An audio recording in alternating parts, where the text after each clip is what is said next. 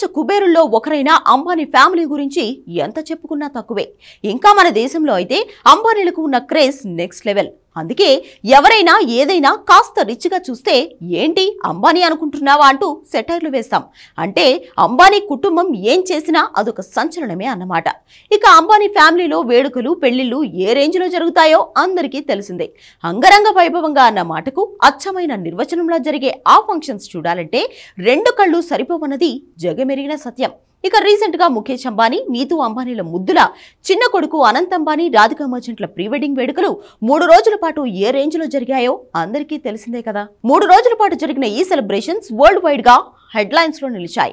World wide గా వివిఐపీలు ఎందరో గెస్టులుగా వచ్చిన ఈ వేడుకల్లో సంబరాలు అంబరాన్ని తాకాయి. ఇక ఈ వేడుకల్లో ప్రతి చిన్న అంశం కూడా పెద్ద సెన్సేషన్ గా మారి ఇది కదా అంబానీ రేంజ్ అంటే అంటూ ప్రపంచ వ్యాప్తంగా ప్రతి ఒక్కరూ ముక్కున వేలేసుకుని ఆశ్చర్యపోయేలా, రిచ్నెస్ ఏ నివ్వెరపోయేలా గ్రాండ్ గా సెలబ్రేట్ చేసింది అంబానీ ఫ్యామిలీ. ఇప్పటికీ ఆ వేడుకల నుంచి తేరుకోలేకపోతున్న జనాలకు మరో క్రేజీ న్యూస్ వైరల్ గా షాక్ ఇస్తోంది.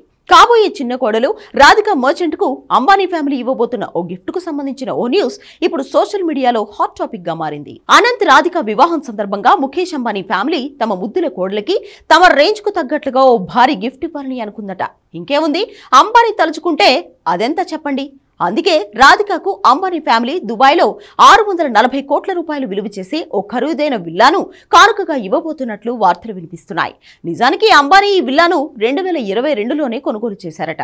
ఇందులో 70 మీటర్ల ప్రైవేట్ బీచ్, 10 బెడ్రూమ్లు, ఖరీదైన ఇంటీరియర్తో చాలా స్పెషల్గా డిజైన్ చేశారట.